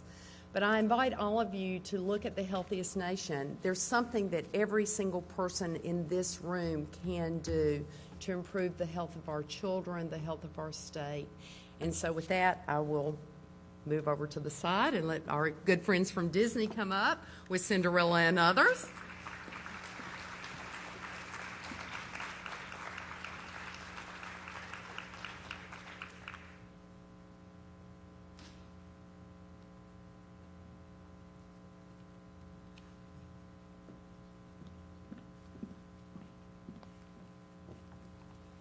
Good morning, and thank you to the FCC and especially to Debbie Tate for hosting this in your hometown of Nashville today. Also, thank you to the Montessori School. You guys had some terrific questions today and lots of recommendations for us, and the only thing I will say to you is that my autograph is worth not anything at all, but that was fun participating in that for a few minutes today, so thank you. So I head up worldwide research for Disney Channel and our kids' media networks. But what I'm most proud of is I've had the privilege of leading the Disney Channel Healthy Kids Initiative for the past 4 years. So this topic is extremely important to me, to the Walt Disney Company, to Disney Channel, and of course everyone here in the room here today. As you may know, the Walt Disney Company announced its Healthy Kids Initiative in October 2006. And today I'd like to walk you through some of those changes we've implemented. Many of these changes are directly on point with the IOM recommendations we heard earlier today, and some are new innovations that we thought might be helpful to our future deliberations today. There are 4 areas I'm going to be focusing on within the Walt Disney Company today: parks and resorts, licensed consumer products, studio entertainment, and the kids' media networks. Let's first start with parks and resorts. In the Disney parks, we have taken significant steps to make healthy options more available and appealing to kids and families. In 2006, we changed the standard offering to our kids' meals to feature healthy side dishes and beverages. So if you'd visited our parks before the change and ordered a kids' meal, it would have automatically come with fries and a soda. You could have requested something else, but the default was fries and a soda. Today, when you order a kid's meal, it automatically comes with fruit and vegetables, and juice, water, or low-fat milk. Parents can still order the fries and soda, but this needs to be a special request. With this change, we are sending the message to parents that Disney is on your side, the default is healthy, and other choices are available if you choose them.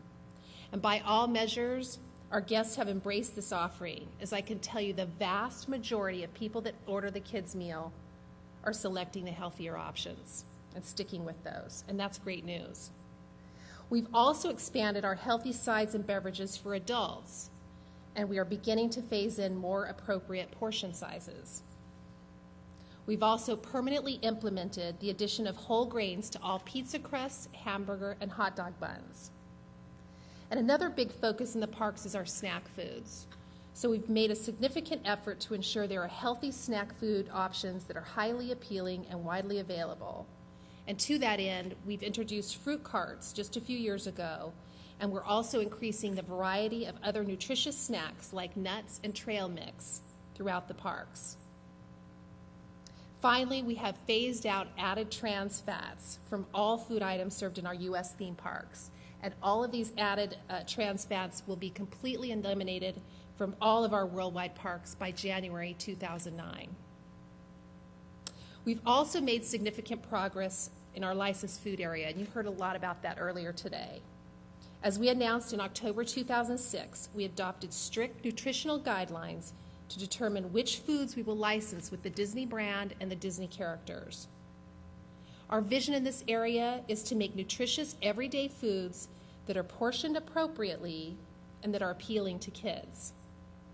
Our nutritional guidelines were developed with Dr. Keith Ayub, Associate Clinical Professor of Pediatrics at the Albert Einstein College of Medicine, and Dr. Jim Hill, the Director of the Center for Human Nutrition at the University of Colorado Health Sciences Center.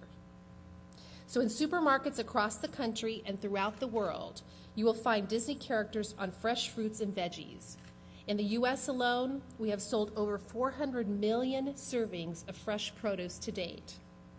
We have grown our healthy food products such as fruit, vegetables, water, juice, milk, cheese, and yogurt at 55% over prior year.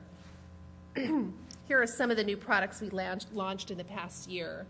On the upper side, you'll see Foodles. It's a personalized veggie and dip item with Mickey-shaped packaging that's easy to drop into a lunchbox. On the upper right are the veggies that steam easily in just a few minutes, and you can add a light sauce at the end of cooking if you like. And of course, the sauces have to pass all of our nutritional guidelines. Down below, you see all the fresh fruits with the Disney characters. And then on the right, fruit dippers, which are slices of fresh fruit with a light dipping sauce.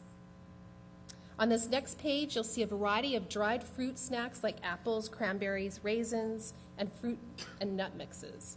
And of course, reduced fat and low-fat milk.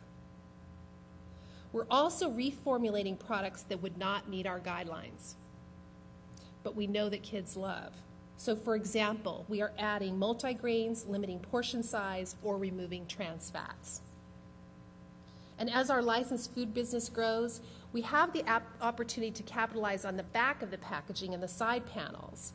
We've added some educational messages about the food pyramid, along with information about important nutrients in a very fun and Disney way that appeals to kids. Right now, this messaging can be seen on millions of Disney food packages worldwide. Next, I'd like to turn to another area being transformed by our food guidelines, and these are promotional campaigns with our kid-targeted properties such as movies and DVDs. Today, we are applying our nutritional guidelines to all new kid-targeted programs.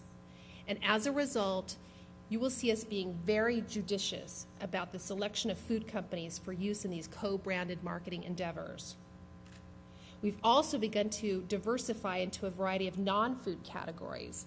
So if you take last year's summer release of WALL-E, we included nutritionally sound products such as raisins, but we've also developed a variety of non-food partnerships like with BP and Sylvania, Best Buy, Rayovac, and Oral-B.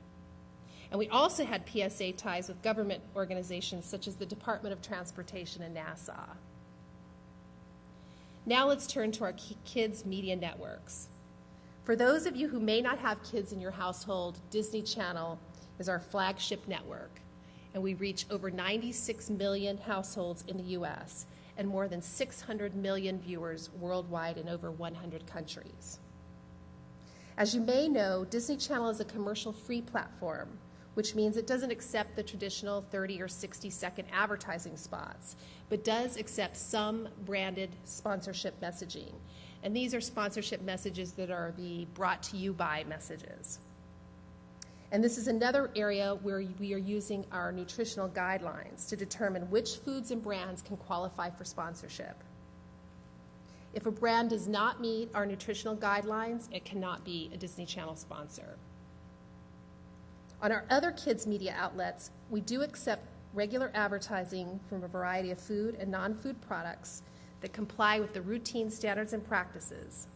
However, only foods that meet our guidelines can qualify for child-targeted content sponsorship and promotion on and off air.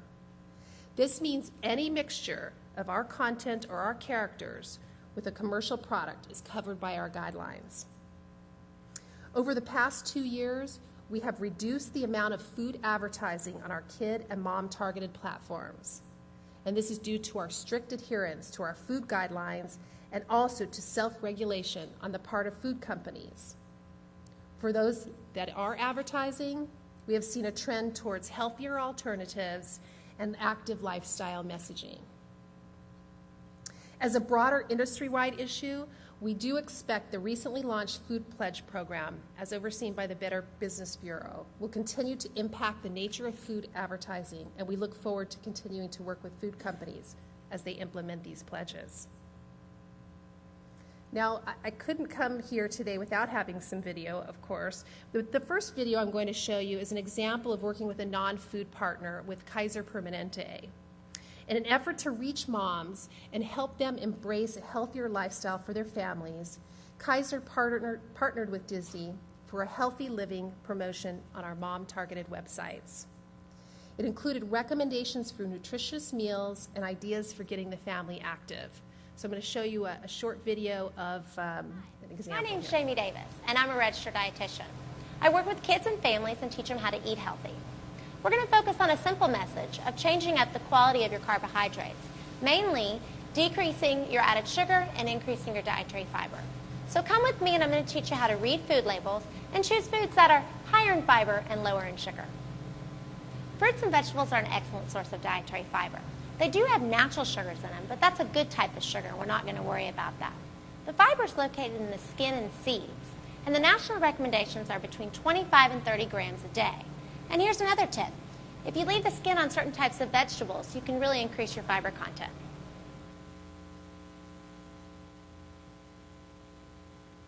The cereal aisle presents challenges for most families. Your kids probably have definite opinions on the types of cereals that they do and don't like. A simple rule of thumb is to choose a cereal that has under 10 grams of sugar in it and over 5 grams of fiber. Something I tell moms is to try mixing a high fiber cereal with one of your kids' favorites.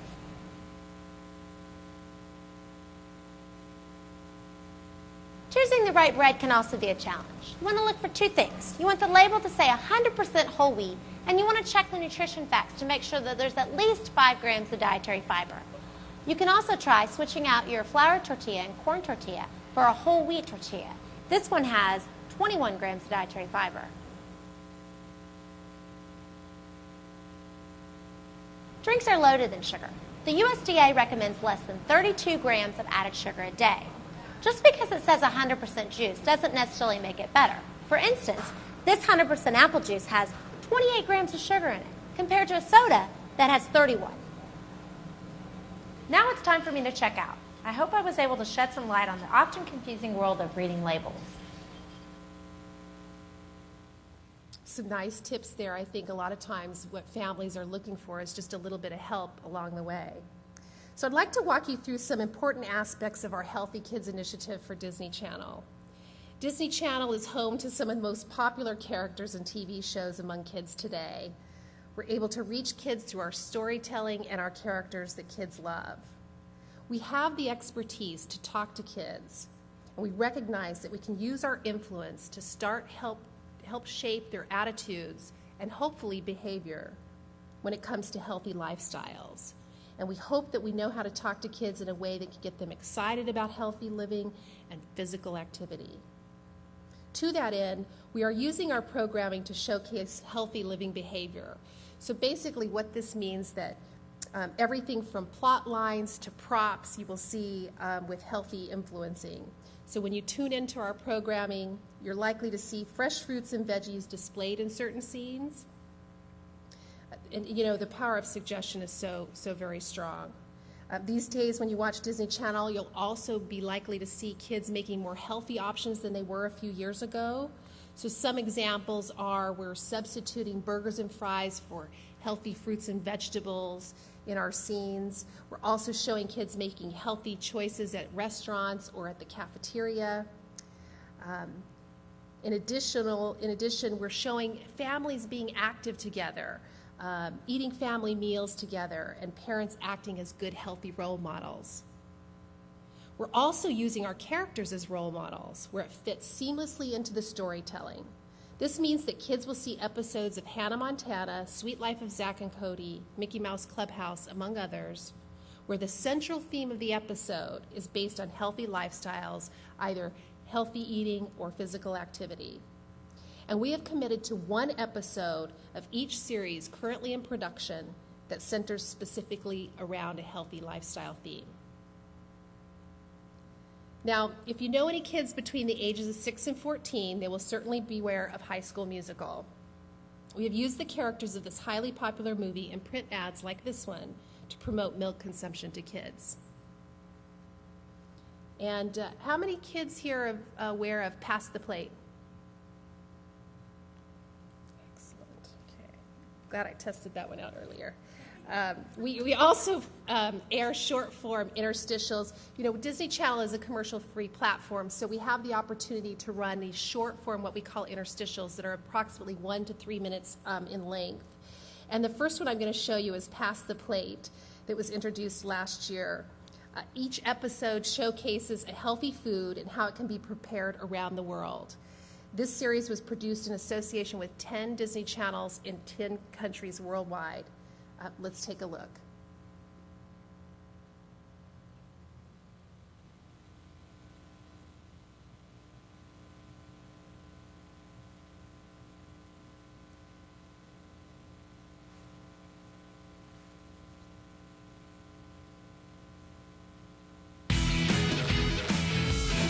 It's the health kick heard round the world. Get the global spin on eating right with Disney Channel's Pass the Plate. Hey, I'm Brenda Song. Ever wonder if there's a secret to memorizing stuff? My mom used to say, eat your spinach. And you know what? Turns out she was right. Scientists think spinach can actually improve your memory. I know it works for me. How else do you think I'd memorize all these recipes?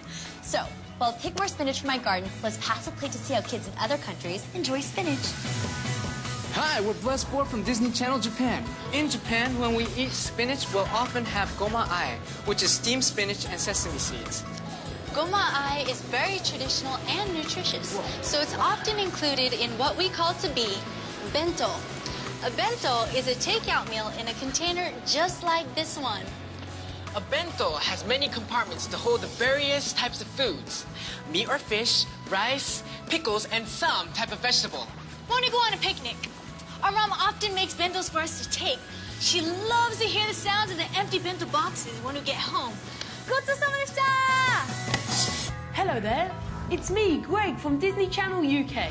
Well, if we went for a picnic today, we'd probably have to pack a change of clothes. Here in Britain, the weather can be pretty unpredictable. So when it does take a turn for the worse, I like to stay indoors for some homemade soup.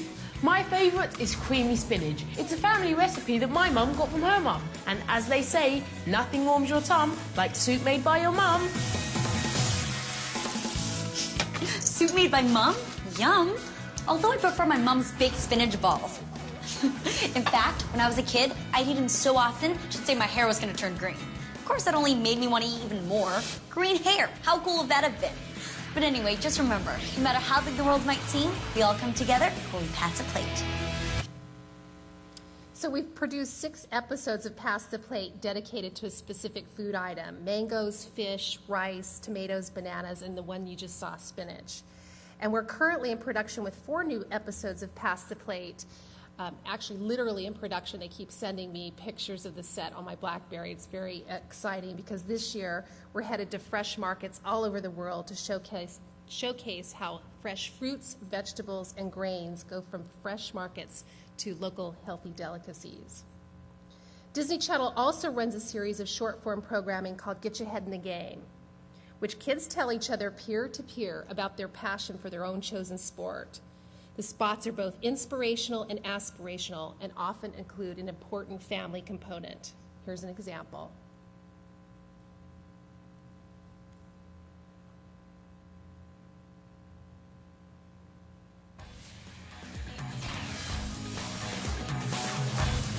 Whatever your sport, whatever your skill, get your head in the game. Hi, my name's Phil, and my favorite sport is wakeboarding. Wakeboarding's a family sport. The whole family can just go out on the boat and just have a good time, and everyone can try wakeboarding. When we do this, we're together as a family, and the whole families enjoy it, from the little one to the older one. Wakeboarding's fun because it's like a really fun sport. When I'm out there, I'm just having fun and going big. Going big means that you just go really high up in the air. I love wakeboarding because I like to get bigger. It's a lot of fun to see 3 brothers involved in something they all love to do. They all work on the trampoline together, and that's a big aspect of training. To keep from getting hurt, I practice on the trampoline so I get all my timing down, so I have less chance of getting hurt. But if they're really hard tricks, we do them on the trampoline, and that helps us on the water. They double bounce each other, make each other jump higher. They teach each other moves on the trampoline. Philip has taught me how to do like tantrums and scarecrows and all those tricks. I learned how to jump up and do 180. Froggy, the oldest, is really driven to do well and to perform at his highest level. I'm amazed at his ability to compete the way he does. Pressures, there's no such thing. He just goes out there and has a great time. Kids like you try their best every day. You should never go out and just try to win. should always just go out there and want to have fun. Get your head in the game on Disney Channel. Our Healthy Kids programming also extends into animation, as you'll see here with an interstitial series educating young viewers about the 5 basic food groups. Each episode features favorite animated characters who like to discover the secrets of the food pyramid. So this is the 6th and final focus.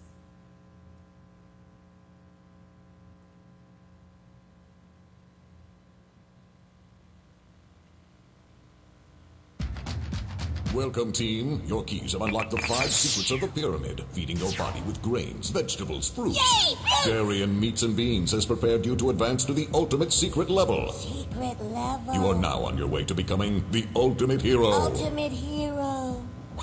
Sorry! The secret of the pyramid is eating the right way and exercising for at least 1 hour each day. You'll stay super healthy and strong. Now get active! To learn more, go to jetx.tv/pyramid. And for the very youngest viewers of our Playhouse Disney block, which airs on Disney Channel and is targeted to kids 2 to 5 years of age, we air a show called Bunnytown. In this particular episode, the Bunnytown school hosts a healthy food pageant, with the bunnies dressing up in, as you guessed it, their favorite healthy foods. And this is just a short excerpt of that episode.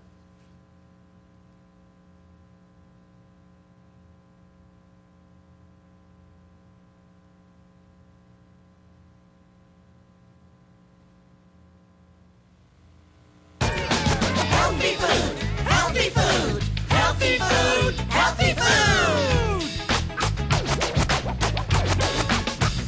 No, there are all kinds of food that we all can choose, like peanut butter, cereal, and chicken noodle soup. We're here to give you just a taste, a healthy food scoop of good, healthy, for you kinds of food. 2 of the good foods that we like to eat are vegetables and fruits, a very healthy treat. Like me, I'm one kind of vegetable. A carrot. And me, do you know what fruit I am? An apple. Apple. Apple, apple, apple. And then another example of one of our series called Adventures in Nutrition with Captain Carlos is also targeted to the preschool age children and encourages healthy eating.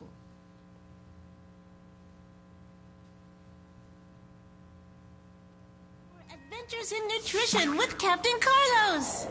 That's right, kids. It's Captain Carlos, guardian of good eating. And junk food's worst enemy. Carlos is getting ready to play chess with his mother for family game night. Before they play, he'd like something to eat. He's thinking of having some yummy blueberries, but his sister Maria has another idea. Hey, big brother, look at all the stuff. If you want to have some snacks, they may be good enough. They might not be good for you, but they sure look like fun. Well, Maria, those jelly beans may taste good, but they're loaded with sugar. Sugar may give you a quick blast of energy, but that kind of energy will leave as quickly as it came. But blueberries are the perfect snack. They contain antioxidants, and that helps your brain think better. So, kids, what do you think Carlos should choose? The junk food or the blueberries? I choose the blueberries. That's a super-duper good choice. Faster than a bursting blueberry, Carlos becomes Captain Carlos. Once again, thanks to your help, Carlos made the right choice. Those blueberries have helped his brain think it's best, and he's won the chess game. Very good work, Carlos. Better luck next time, Mom. And blueberries aren't just for playing chess. In pies, in pancakes, or just on a plate, blueberries are good for you and taste great. Eat well and be happy. What a super slogan for a superhero. Just remember, kids, good nutrition and exercise can save the day. So learn to power up the Captain Carlos way. Okay, so how many of you kids are aware of the Jonas Brothers? Oops. Okay, so there is a secret here. So in 2009, we are coming up with a brand new long-form series that's going to air on Disney Channel with the Jonas Brothers. But currently, we have a short-form series that you may have seen called Living the Dream, and what it is it provides viewers an exclusive behind-the-scenes look into the lives of the superstar recording artists. So in this episode, the brothers realize that in order to keep up with their busy schedule, they need to be healthy. This is my last clip.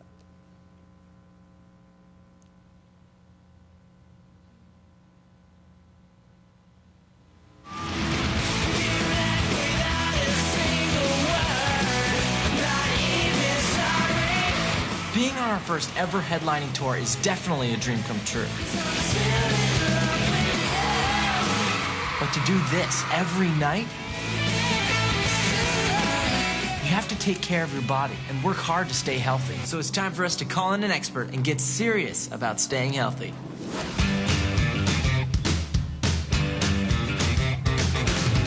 If you look at your plate and there's not enough color, then think about where can I get color from?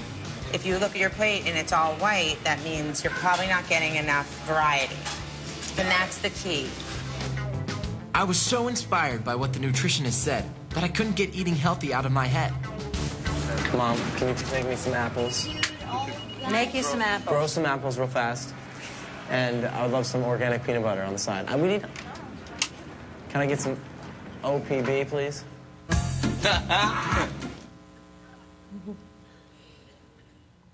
As you can see from both our long and short form programming, we are serious about empowering kids.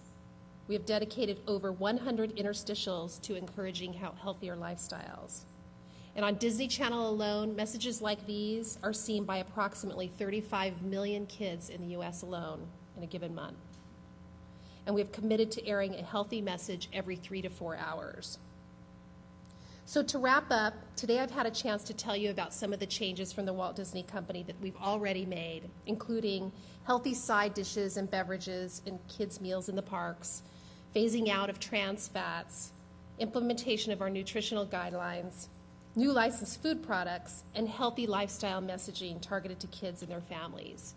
And there's more to come. We've made a lot of progress. We're using our most valuable assets, our brands and our characters, and the reach of our platforms to deliver healthy lifestyle messaging to kids and families. And as you can see, we are committed to this for the long term. We also look forward to learning and participating in forums such as this, to improve our ongoing efforts. Thank you.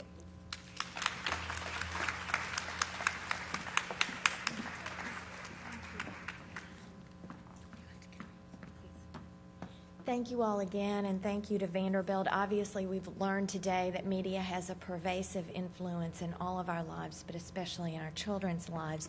What we showed you today, and I thank you all for those inspirational messages from Sesame and Disney, is that our media partners can have a positive effect on our children and can bring us positive messages. The commissioner showed us that small steps can indeed have a huge impact. I'm inspired. I'm going to go home and do my 30 minutes as soon as this is over. I want to thank all the food and beverage companies who have made the pledges that we are beginning to see are making a difference.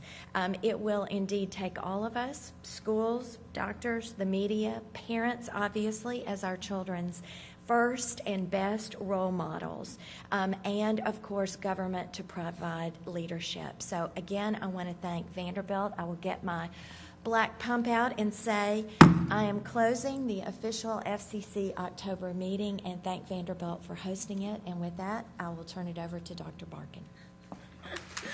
Thank you, Commissioner Tate. And to the FCC, I'm not taking my shoes off. I also have learned that before I play chess with my son Ben, who's also in the audience, I'm eating blueberries. So I am grateful to the FCC. I'm really grateful for the Monroe Carell Jr. Children's Hospital and the Department of Pediatrics for hosting this event in collaboration with the FCC. I thank our speakers, many of them who have come from all parts of our country. Gerald for managing all of those complicated clips. Thank you to the Disney folk and Sesame folk for making it so engaging. If any of you question how much it impacts children, just watch the faces of these Montessori Academy kids as soon as something comes up on the screen. Delighted to hear about your leadership to make sure that that comes on the screen is good stuff that goes in, so we get good stuff coming out.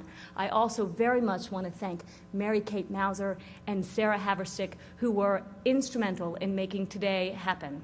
So thank you to all of you. And close out with a quote from Goethe, that knowing is not enough, we must apply. Willing is not enough, we must do.